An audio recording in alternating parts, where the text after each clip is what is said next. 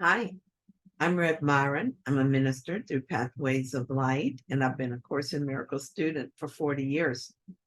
Going through the text again this year, reading it a paragraph or two at a time, asking Jesus for clarity, and then I write from that clarity, and that's what I'm sharing with you today. So we're looking at chapter 5, section 3, the Guide to Salvation. And we're going to begin with paragraph 8. You cannot understand yourself alone. This is because you have no meaning apart from your rightful place in the sonship. And the rightful place of the sonship is God. This is your life, your eternity, and your self. It is of this that the Holy Spirit reminds you. It is of this that the Holy Spirit sees. This vision frightens the ego because it is so calm. Peace is the ego's greatest enemy because, according to its interpretation of reality, war is a guarantee of its survival. The ego becomes strong in strife. If you believe there is strife, you will act viciously because the idea of danger has entered your mind. The idea itself is an appeal to the ego. The Holy Spirit is as vigilant as the ego to the call of danger, opposing it with his strength, just as the ego welcomes it. The Holy Spirit counters this welcome by welcoming peace. Eternity and peace are as closely related as are time and war. I see this is true. When I feel threatened in my workplace, back when I was working, my first thought was one of defense. If I accepted this thought, the ego reacted quickly, and soon my mind was filled with defensive and angry thoughts. The ego thinks of this as salvation. It was saving me from losing my job or losing status. When this happened, it was because I had called on the ego for help. It didn't seem that I had anything to do with this because the call had become automatic for me. And I then hid my culpability from myself. It felt like the ego jumped in on its own and got all vicious, and I was just a victim of a drive-by. The ego is mine. I made it. It has no power that I do not give it, and it has no control over me. It seems to have control only because I decided to pretend to be controlled. However, since I have taught myself to feel subject to the ego, I now must learn differently. And here's what I've discovered to keep this from happening. I avoid slipping into ego defensive strategy, the first into all-out war. I respond to the first glimmer of defense with an immediate decision to return to the voice for God. The voice for peace is very strong. If it seems weak, it is only because the will for peace is weak. I have very recently experienced it both ways.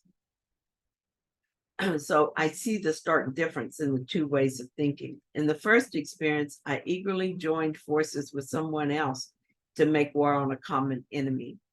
I saw myself do it, and I made a call to spirit, but the temptation to see this brother as guilty was very strong. It felt like the ego was stronger than spirit, but really, I just wanted to hear the ego more than I wanted to hear spirit. As a result, I had this very temporary sense of winning, followed by deep regret. Could this ever be called salvation? The second experience came the next day, and it was very different. I had asked Holy Spirit to show me how I could undo the harm that I had done. Later that morning, the opportunity presented itself. I was able to help him with a problem, and the Holy Spirit gave me strengthening words of encouragement. I know they came from Spirit because I had not planned the incident nor what I would say. When I asked for help, the help was provided. The first experience was disheartening. The second was joyful. Clearly, the choice for peace is my salvation. It is a long-standing, very long habit to turn to the ego for my salvation, so it seems to require vigilance to learn a new way. Like the other things I've learned during the course, I started out learning that peace is a better choice in defense when I feel attacked. I practiced this in many circumstances until I understood that I cannot be attacked. The attack is just a belief in my mind. As I give up the idea that I'm fragile and vulnerable and can be acted on by forces outside me, I realize I need no defense. And this is the peace of God.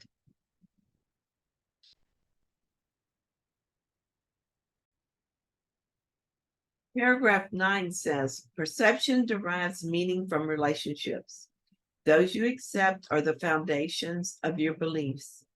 The separation is merely another term for a split mind.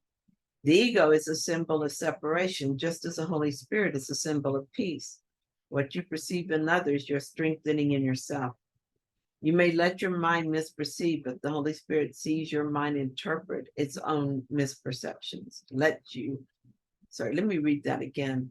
You may let your mind misperceive, but the Holy Spirit lets your mind reinterpret its own misperceptions. I notice that the Holy Spirit is explained here in a slightly different way. The Holy Spirit is a symbol of peace in my mind. It allows my mind to reinterpret its own misconceptions. This is not the thinking mind where the ego hangs out, not that constant barrage of mental gibberish. This mind that Jesus speaks of is our shared mind, the part of the mind that sleeps and is awakening. Using the Holy Spirit in the mind, we, the sleeping Son of God, interpret our garbled perceptions. So when I ask the Holy Spirit to interpret or purify my thoughts, I'm really choosing to see with the right mind and asking the right mind to do this for me. In doing so, I'm choosing God over ego. I'm choosing peace over war. When I have a judgment about someone, I am misperceiving. I'm asking the ego, the symbol of separation, to interpret my perceptions. When the judgment is out of alignment with the truth, I see my mistake and I can choose to interpret through the Holy Spirit. How I see my brother is a direct reflection of the beliefs I hold in my mind. How I see my brothers has nothing to do with reality and nothing to do with them. I have a friend who can be moody. Sometimes she's friendly and helpful. Other times she becomes emotionally distant. In the past, when this happened, I thought she was mad at me. Because I couldn't find a reason for her anger, I became defensive, which didn't help either of us. I had to let the Holy Spirit reinterpret this situation since the ego wasn't helping. He started by reminding me that my upset is not about my friend, even though from the ego's point of view, it seems to be. The Holy Spirit encouraged me to look at it from the perspective, from his perspective, so that I could see what I needed to change within myself so that I could be happy despite my friend's mood. I saw my belief that I could be victimized and that the Holy Spirit helped me remember that this is not so. I saw my belief that anything outside my mind could affect me. He showed me that her attitude wasn't the problem, that it was how I thought about it that was upsetting me. I turned it around by asking myself how I would feel if I didn't need my friend to be different than she was. I could see that if I didn't need anything from her, I would be happy no matter what she did or said. So the problem really was in my mind only. This is why I don't try to change my behavior. I don't try to see others differently. Instead, I notice how I see them and then choose the Holy Spirit as my advisor, my interpreter. As I allow that to happen, I will see the light in my brothers and I will be reminded of the light in me. It's a win-win outcome. These relationships, all of them without exception, are my way home.